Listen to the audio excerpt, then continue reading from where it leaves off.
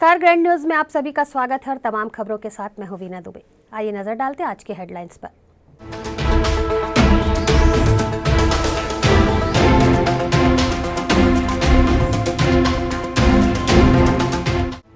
उदयमान सूर्यदेव को अर्घ्य दे तोड़ा व्रत, किया पारण। हजारों श्रद्धालुओं ने की छठी मैया की पूजा अर्चना।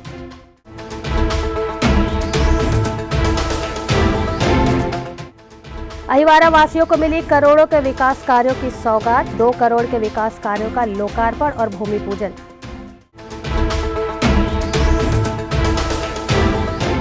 रुआ बांधा में बनेगा 63 करोड़ का कमर्शियल कॉम्प्लेक्स, तालपुरी फेज सी के तहत आवासों का भी होगा निर्माण।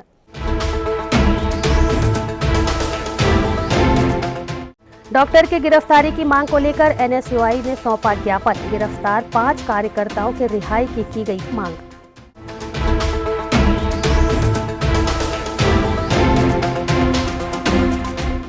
अब खबरें विस्तार से। शनिवार की सुबह इस्पात नगरी में उदयमान भगवान सूर्य की पूजा व्रतधारियों ने कर 36 घंटे का निर्जला उपवास तोड़ पारण किया। हजारों की संख्या में पहुंचे श्रद्धालुओं ने कोरोना काल के कारण दूरी भी बनाई और पूजा अर्चना भी की।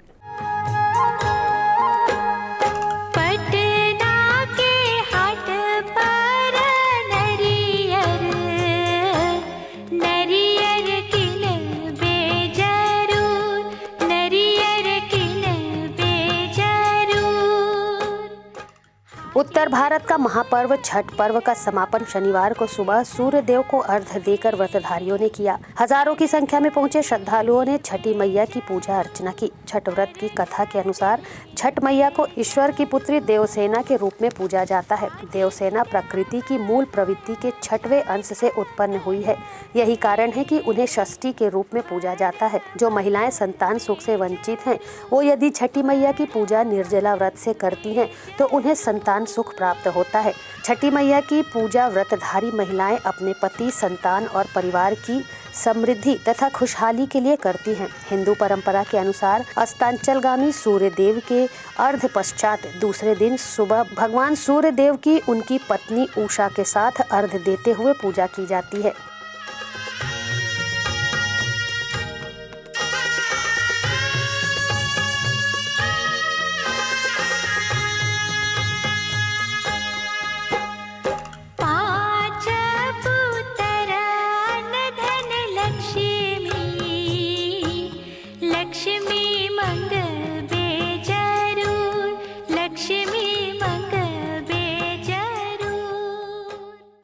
अहिवारा क्षेत्रवासियों की वर्षों से लंबित मांगों को लोक स्वास्थ्य यांत्रिकी विभाग के मंत्री ने 2 करोड़ के विकास कार्यों का लोकार्पण और भूमि पूजन कर सौगात दी।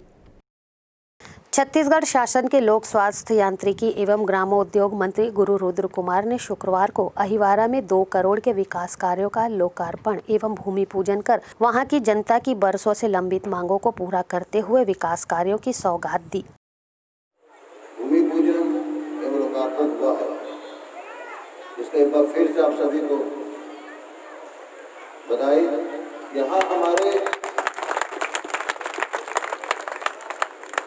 यहाँ हमारे नगर पालिका क्षेत्र में निश्चित तौर पे चाहे अध्यक्ष जी हों या ब्लॉक अध्यक्ष जी हों या मैं किसी पार्टी विशेष की बात नहीं करूँगा, कोई भी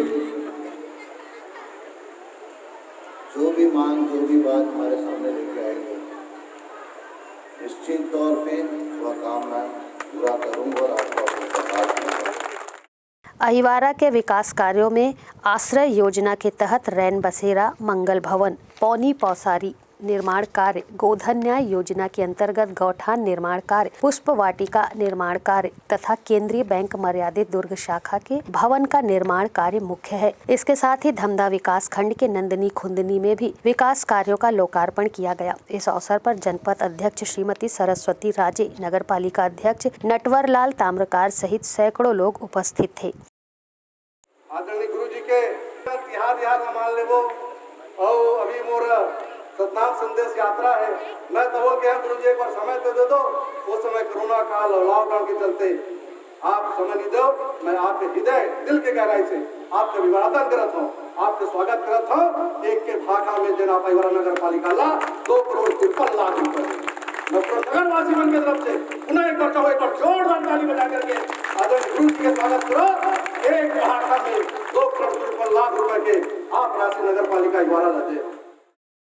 हाउसिंग बोर्ड की खाली पड़ी जमीन पर बहुत जल्द एक कमर्शियल कॉम्प्लेक्स का निर्माण होगा। सर्व सुविधा बनने वाले कॉम्प्लेक्स से न केवल हाउसिंग बोर्ड को आय होगी, बल्कि झुग्गी झोपड़ी में निवास करने वाले लोगों को अटल आवास योजना के तहत बन रहे आवासों में भवन भी मिलेगा। रुआ बांधा के पंथी चौक रावण मैदान के समीप हाउसिंग बोर्ड की खाली पड़ी जमीन पर हाउसिंग बोर्ड सर्व सुविधा युक्त कमर्शियल कॉम्प्लेक्स का निर्माण करने जा रहा है। इस कॉम्प्लेक्स के साथ साथ तालपुरी फेज सी के अंतर्गत आवासों का भी निर्माण करेगा। इस सारे प्रोजेक्ट में हाउसिंग बोर्ड लगभग 63 करोड़ की राशि खर्च करेगा। हाउसिंग बोर्ड के से तालपुरी है यहाँ भिलई में, तो आज यहाँ हम लोग की हाउसिंग बोर्ड की ज़मीन है जो हाउसिंग बोर्ड की पड़ी है, इसको देखने के लिए आए हैं और इसमें कुछ अवैध कब्जा भी है। और ये क्षेत्र हमारे आदरणीय ताम्रदास साहू जी हैं, मंत्री उनका है। तो अब हम लोग से चर्चा करके उनसे चर्चा करेंगे। उसमें हम लोग चाहते हैं कि कुछ कमर्शियल कॉम्प्लेक्स बन जाए। हमारे साथ आज देवेंद्र यादव जी यहाँ के महापौर और विधायक भी हैं साथ में। तो हम लोग चाहते हैं कि जो लोग बसे हुए उनको अच्छे से अच्छी जगह मकान दिला दें जो भी। और जैसे कोई मंदिर बना हुआ है तो उसको भी हम मंदिर को भी हम अच्छा से अच्छा हाउसिंग बोर्ड की तरफ से बना के देंगे यहीं पर पास में ही। और चाहते हैं कि अच्छा से अच्छा कॉम्प्लेक्स यहाँ पर सुंदर बन जाएगा तो लोगों को एक बड़े अच्छा सुविधा मिलेगी यहाँ पर। इस प्रोजेक्ट के बनने पर रुआ बांधा बस्ती के कुछ अवैध मकान विस्थापित होंगे। इन विस्थापितों को हाउसिंग बोर्ड रिसाली में बन रहे पूर्व प्रधानमंत्री अटल आवास योजना के तहत आवासों में स्थायी मकान दिया जाएगा। पहले आवंटन फिर विस्थापन किया जाएगा। वहीं मंदिरों को भी भव्य रूप प्रदान किया जाएगा। हमारे लिए खुशी की बात है, आज कुलदीप भैया का यहाँ पर दौरा हुआ है। निश्चित रूप से उनके पद ग्रहण करने के बाद से ही हाउसिंग बोर्ड डिपार्टमेंट की जितनी भी पुरानी समस्याएं हैं उसका एक एक करके निजात हो रहा है। और आज ये प्रोजेक्ट को भी बहुत गंभीरता से ध्यान दिया जा रहा है। निश्चित रूप से इससे जैसे तालपुरी एक बड़ा प्रोजेक्ट जो पूरे छत्तीसगढ़ के लिए गौरव बना है, वैसे ही और भी प्रोजेक्ट्स हाउसिंग बोर्ड लाएगा और लोगों को सुविधाएँ मिलेगी। इस प्रोजेक्ट की सारी फाइलें और लेआउट के साथ चयनित स्थल का मुआयना करने Kuldeep Juneja, chairman Chhattisgarh housing board, Devendra Yadav, महापौर Bhilai Nagar Nigam, Ajay Tamboli, commissioner housing board, HK Joshi, additional commissioner, RK Rathore, deputy commissioner, SR Thakur, executive engineer सहित दुर्ग हाउसिंग बोर्ड के अधिकारी पहुंचे। पिछले दिनों जिला चिकित्सालय दुर्ग में हुई मारपीट की घटना को लेकर NSUI शहर अध्यक्ष हितेश सिन्हा के नेतृत्व में नगर पुलिस अधीक्षक विवेक शुक्ला को ज्ञापन सौंपकर डॉक्टर जयंत चंद्राकर की गिरफ्तारी की मांग के साथ ही गिरफ्तार हुए 5 NSUI कार्यकर्ताओं के रिहाई की मांग भी पुलिस प्रशासन से की गई। CSP कार्यालय दुर्ग में शनिवार को बड़ी संख्या में पहुंचे NSUI के पदाधिकारियों और कार्यकर्ताओं ने जिला चिकित्सालय दुर्ग में कार्यरत शिशु रोग विशेषज्ञ डॉक्टर जयंत चंद्राकर की गिरफ्तारी की मांग की। आपको बता दें कि पिछले दिनों दुर्ग के जिला चिकित्सालय में गाड़ी पार्क किए जाने की बात को लेकर डॉक्टर जयंत चंद्राकर और पार्किंग संचालक के बीच कुछ विवाद हुआ। विवाद इतना बढ़ गया कि पार्किंग संचालक और डॉक्टर जयंत के बीच मारपीट भी हुई। इसी बीच बचाव करने पहुंचे NSUI के कार्यकर्ता व पदाधिकारियों ने भी स्थिति को देखा और मामले को सुलझाने की कोशिश की, लेकिन बात नहीं बनी। मौके पर पहुंची पुलिस ने NSUI के कार्यकर्ताओं को गिरफ्तार कर FIR दर्ज कर ली। अपने साथियों की रिहाई और डॉक्टर जयंत की गिरफ्तारी की मांग को लेकर NSUI कार्यकर्ताओं ने नगर पुलिस अधीक्षक के कार्यालय पहुंचकर ज्ञापन सौंपा। NSUI के शहर अध्यक्ष हितेश सिन्हा ने मीडिया को बताया कि NSUI कार्यकारिणी अध्यक्ष सोनू साहू के खिलाफ पुरानी रंजिश को लेकर षड्यंत्र रचा गया है, जबकि सोनू साहू निर्दोष है। संगठन दुर्ग संगठन है जो CSP सर से मिलके तो जयंत चंद्राकर से जो हमारे ऊपर NSUI संगठन के ऊपर लगातार आरोप लगा रहे हैं जो निराधार है, उनके ऊपर हम लोग FIR करने की मांग करने के लिए आए हैं। और साथ ही जो NSUI के शीर्ष नेता है हमारे बड़े भाई हैं सोनू साहू जिला कार्यकारिणी अध्यक्ष और अमन दुबे जो लगातार समाज सेवक सेवा भावना से जुड़े हुए हैं, लगातार हॉस्पिटल में लोगों को मदद करने के लिए जाते हैं। उस बीच बचाव के चलते वहाँ पे मौजूद थे, इसलिए उनका नाम इसमें षड्यंत्र के पूर्वक घसीटा जा रहा है, जो कि सरासर गलत है। वहीं नगर पुलिस अधीक्षक विवेक शुक्ला ने बताया कि दोनों पक्षों से पूछताछ अभी जारी है। जैसा कि मैंने बताया कि इसमें FIR दर्ज हुई है और विवेचना जारी है। विवेचना के दौरान जो भी तथ्य में साक्ष्य आएंगे उसके अनुरूप ही कार्रवाई की जाएगी और इसमें जो न्यायपूर्ण कार्रवाई होगी, विधि अनुसार जो विधि सम्मत कार्रवाई होगी वो करेंगे। फिलहाल अपनी बात ज्ञापन के माध्यम से NSUI ने पुलिस प्रशासन के समक्ष रख दी है। अब आगे कार्यवाही के लिए पुलिस ने अपनी जांच आरंभ कर दी है। ग्रैंड न्यूज़ के लिए दुर्ग से वीना दुबे की रिपोर्ट। यहाँ वक्त है एक छोटे से ब्रेक का, बने रहिए ग्रैंड न्यूज़ के साथ।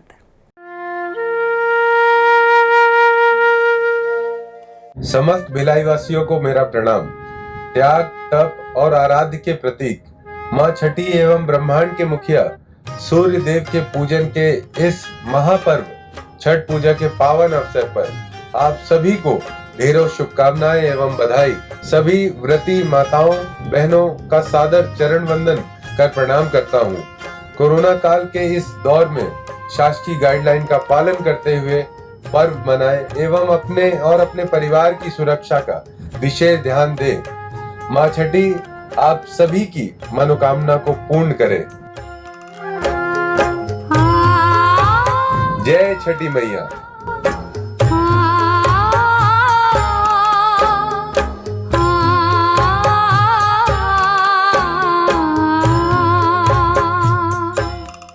सेलिब्रेशन सफारी बारनावा पारा वाइल्ड लाइफ सेंचुरी में स्थित खूबसूरत cottage and rooms, Bastar art से सुसज्जित शानदार कॉटेज, सर्व सुविधा युक्त रूम्स, बाथटब युक्त बाथरूम, स्विमिंग पूल, बच्चों के खेलने के लिए पार्क, खान पान की व्यवस्था, प्रोफेशनल सर्विस, सेंचुरी घुमाने के लिए वाहन की व्यवस्था। सेलिब्रेशन सफारी बारनावा पारा। For booking and more details contact 9425507202।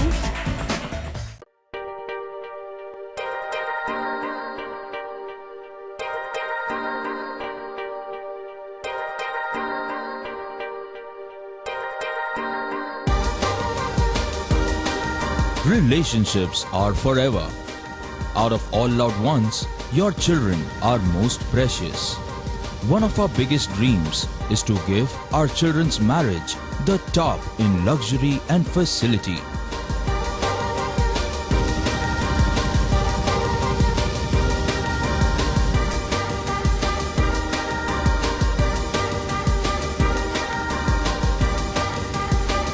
In today's busy life, you cannot afford to take time out for everything to be perfect for your marriage. And you cannot compromise on quality of service for your guests. Our customized marriage packages are made just according to your wish. This presentation will acquaint you with the different luxury packed marriage packages available. This package has an elaborate menu with 60 mouth-watering items. Bharat Swagat including welcome drink, snacks and sweets. A breathtakingly decorated welcome gate and the arena decorated with flowers. To give you the best colors in view, we organize special light effects for all areas. We take care of decorating the groom's car to its best attire and exclusive DJ beats for extreme fun and valet parking to make your guests feel like an emperor. Our exclusive add-ons give you unlimited freedom to customize your ceremony to its best.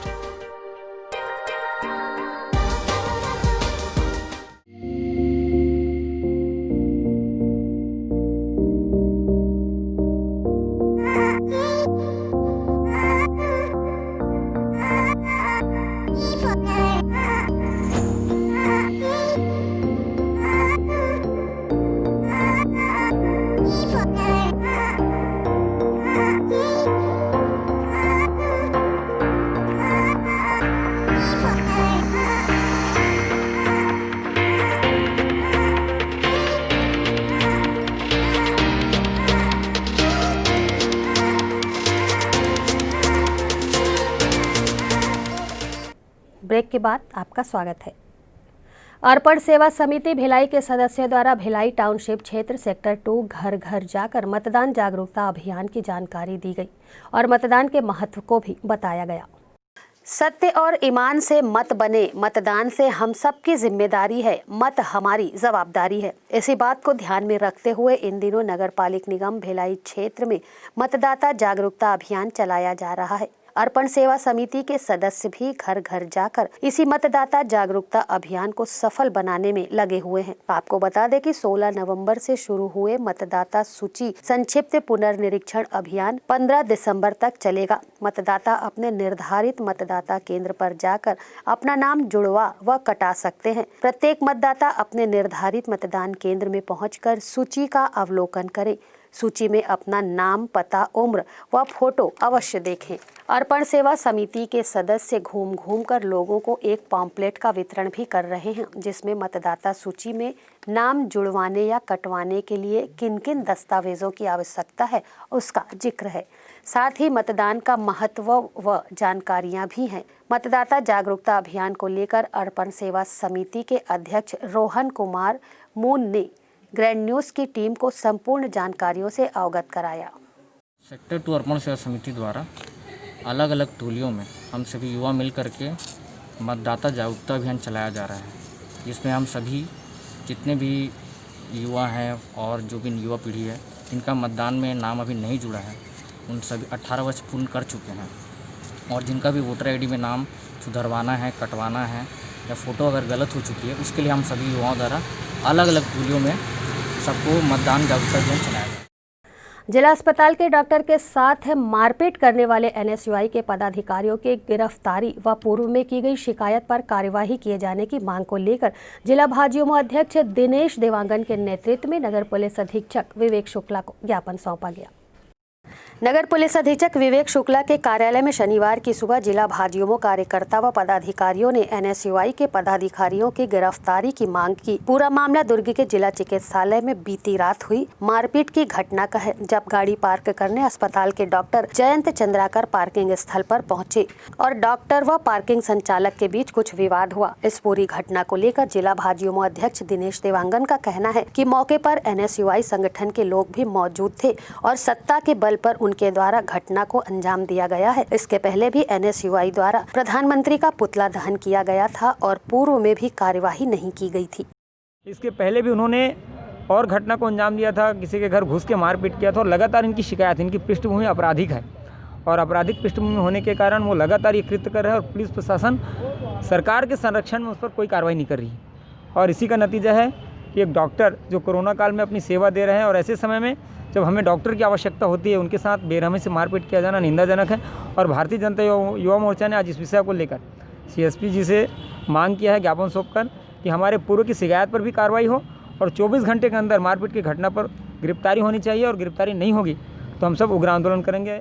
वहीं नगर police अधीक्षक विवेक शुक्ला ने भी विस्तृत जानकारियां कुछ इस तरह से दी।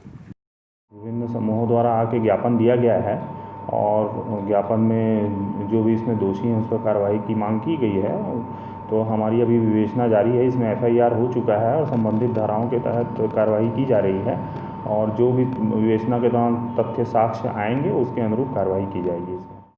फिलहाल भाजयुमो का कहना है कि यदि 24 घंटे के अंदर दोषियों की गिरफ्तारी नहीं की गई तो आगामी दिनों में गृह मंत्री का पुतला दहन किया जाएगा, जिसकी जिम्मेदारी पुलिस प्रशासन की होगी। ग्रैंड न्यूज के लिए दुर्ग से वीना दुबे की रिपोर्ट।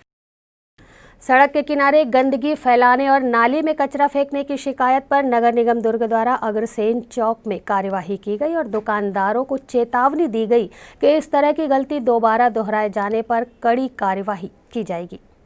शहर को साफ सुथरा रखने नगर निगम द्वारा लंबे समय से अभियान चलाया जा रहा है और सड़क के किनारे गंदगी फैलाने वाले छोटे व्यवसायियों को समझाइश भी दी जा रही है, लेकिन आदेशों का पालन कुछ दुकानदारों द्वारा नहीं किया जा रहा है, जिस पर वार्ड के पार्षद राजकुमार नारायणी की कार्यशैली पर भी सवालिया निशान उठ रहे थे और शिकायतों का अंबार भी लगा था। वार्ड वासियों की शिकायत पर पार्षद ने शनिवार को अपनी कार्यवाही को तेज किया और दुर्ग के अग्रसेन चौक पर छोटा व्यवसाय करने वाले व्यवसायियों पर कार्यवाही की गई। इस कार्यवाही के दौरान नगर निगम दुर्ग के स्वास्थ्य प्रभारी दुर्गेश यादव की अहम भूमिका रही और गंदगी फैलाने वाले दुकानदारों को समझाइश दी गई कि शहर में गंदगी न फैलाएं और न ही नालियों में कचरा फेंककर नालियों को जाम करें। इस पूरी कार्यवाही को लेकर नगर निगम स्वास्थ्य प्रभारी दुर्गेश यादव व वार्ड 25 के पार्षद राजकुमार नारायणी ने कुछ इस तरह की जानकारियाँ दी।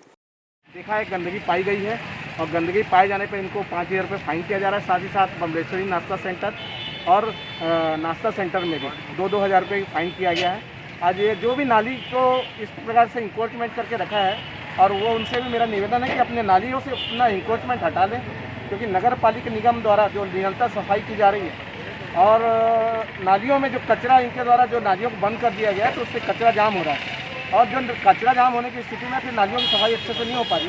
इसलिए मेरा बार बार निवेदन है कि जो भी नालियों के ऊपर इंक्रोचमेंट रखा है जो शहरों के ऊपर में, उनसे मेरा निवेदन है कि नालियों से अपना इंक्रोचमेंट हटा लें, नहीं तो नगर निगम के द्वारा इसी प्रकार से फाइन की कार्रवाई की जाएगी। आए दिन मेरे को वार्ड से शिकायत आ रही थी, मैंने कई बार समझाई थी कि भाई आपके व्यापार से हमको कोई मतलब नहीं, आप व्यापार करो, अच्छा कमाओ खाओ, लेकिन रोड में गंदगी मत फैलाओ, नाली में कचरा मत डालो, उसको अपना डस्टबिन में डालो ताकि हमारा नगर निगम का आदमी आए उठा के ले जाए।